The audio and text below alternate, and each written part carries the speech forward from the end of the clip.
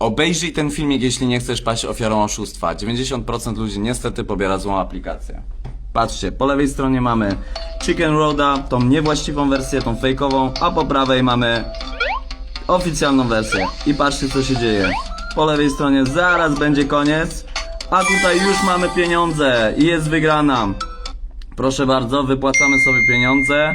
Mamy tutaj notyfikacje i pieniądze są na koncie. Słuchajcie, to jest bardzo ważne, żebyście pobierali oficjalną wersję Chicken Road. Tutaj poniżej pozostawiam wam link, a wy grajcie i wygrywajcie.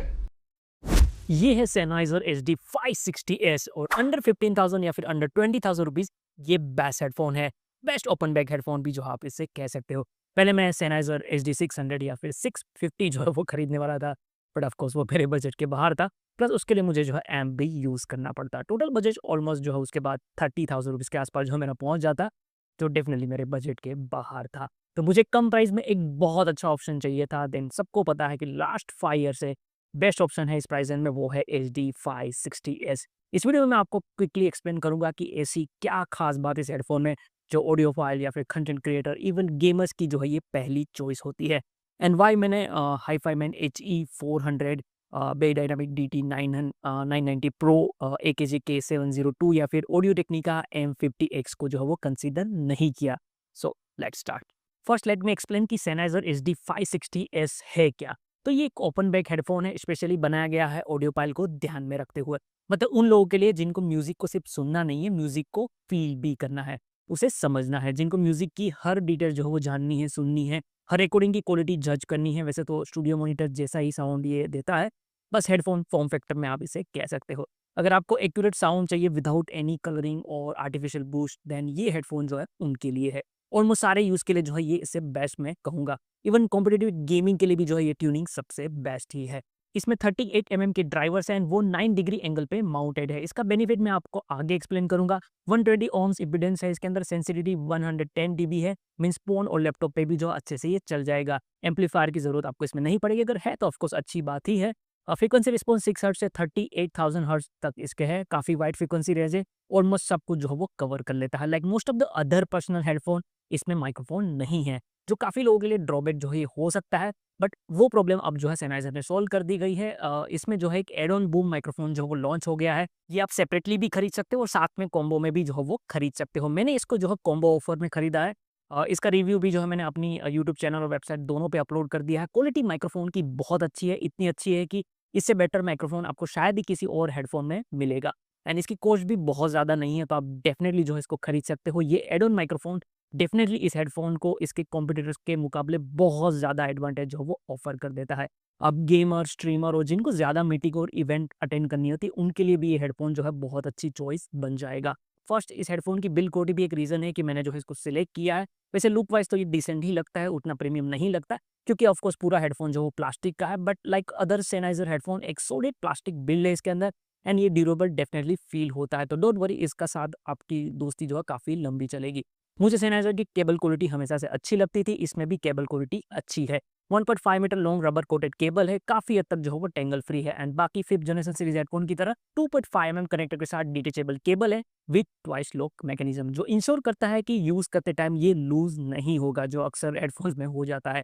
अगर cable in case खराब भी हो जाता है तो detachable है, and Sennheiser खुद इसका रिप्लेसमेंट जो वो सेल करती है, वो भी अफोर्डेबल प्राइस पे, तो कोई प्रॉब्लम नहीं आएगी।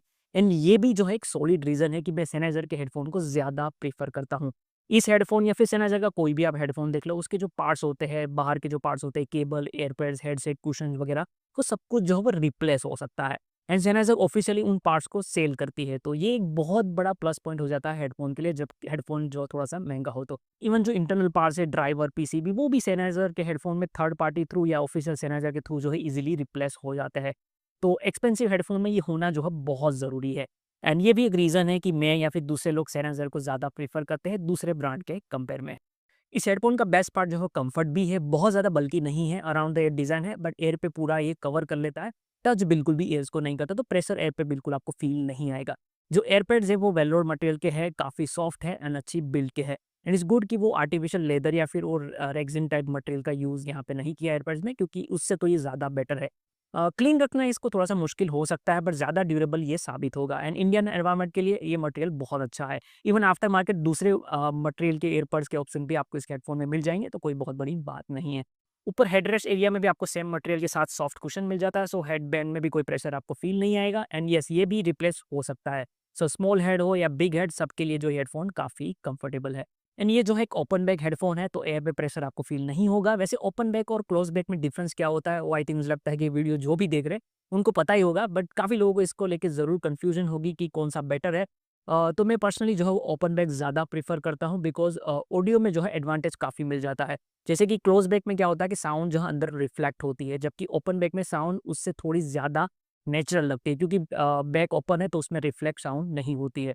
दूसरा, ओपन बैक में ड्राइवर जो है फ्रीली मूव कर सकते हैं, तो एयर प्रेशर बिल जो अंदर होता है वो नहीं होता, तो बेस और ट्रबल एक्सटेंशन अच्छा हो जाता है। प्लस साउंड स्टेज वाइड हो जाता है, म्यूजिक लगता है अंदर से नहीं बाहर से आ रहा है, स्पीकर जैसा फील आपको जो आ जाता है।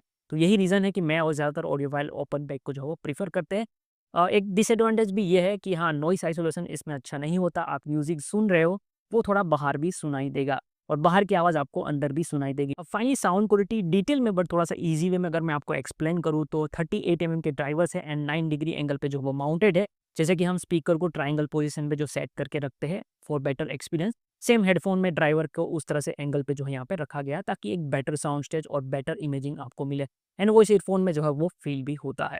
ओवरऑल साउंड सिग्नेचर जो है इसका काफ़ी नेचुरल है, सिर्फ थोड़ा सा जो है वो ब्राइट है। ये म्यूजिक को कलर नहीं करता, जो ओरिजिनल रिकॉर्डिंग में है एग्जैक्टली वही ऑफर करता है। कोई आर्टिफिशियल बूस्ट इसमें नहीं है, कोई फन ट्यूनिंग नहीं है, almost like a studio monitor. अगर रिकॉर्डिंग अच्छी है तो अच्छा सुनाई देगा, अगर खराब है तो खराब सुनाई देगा।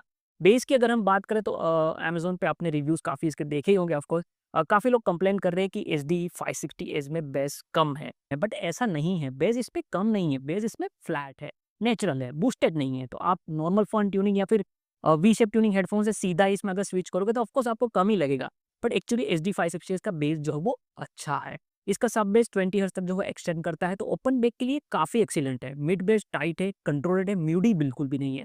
बेस नोट में डिफरेंस इसमें क्लियरली पता चलता है। आपको एक ही टाइम पे ड्रम और बेस गिटार का अलग-अलग जो है वो सुनाई देंगे, मिक्स नहीं होते हैं। बेस का टेक्सचर अच्छा है, क्लास लीडिंग तो नहीं कह सकते, बट प्राइस के हिसाब से जो है वो बहुत अच्छा है।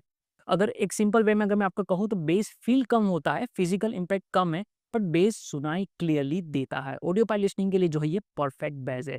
मिड आई थिंक एचडी 560 इसका सबसे स्ट्रॉन्गेस्ट पॉइंट है। लोअर मिड नेचुरल है, बेस से पूरी तरह सेपरेटेड है, कोई ब्लीडिंग इन दोनों में नहीं है। अपर मिड थोड़ा सा फॉरवर्डेड है, ज़्यादा नहीं, सिर्फ थोड़ा सा। इसकी वजह से वोकल इसमें काफ़ी क्लियरली जो है वो सुनाई देते हैं। मेल एंड फीमेल दोनों वोकल जो है वो अच्छे लगते हैं इसमें। इंस्ट्रूमेंट नेचुरल लगते हैं, गिटार, पियानो, वायलिन अनकलर सुनाई देते हैं, पूरी तरह से जो है वो ट्रांसपेरेंट लगता है। अगर ट्रबल की बात करें तो एचडी 560 का ट्रबल एक्सटेंड काफ़ी 30 किलो हर्ट्ज तक जो है सैनाइजर क्लेम करते हैं कि जा रहा है एंड प्रैक्टिकली ऐसा लगता भी है कि जा रहा है। ट्रबल बहुत डिटेल के साथ है, symbols and high head clearly जो है वो सुनाई देते हैं, एयर फ्रिक्वेंसीज प्रेजेंट है और lower trouble around 6 to 8 kilo hertz थोड़ा सा जो है वहाँ पे एलिवेटेड हुआ लगता है, तो इसकी वजह से क्लियरिटी इंक्रीज होती है, डिटेल भी काफ़ी बेटर तरीके से सुनाई देती है। मिक्सिंग यूज़ के लिए जो है ये काफ़ी अच्छा है, बट ये भी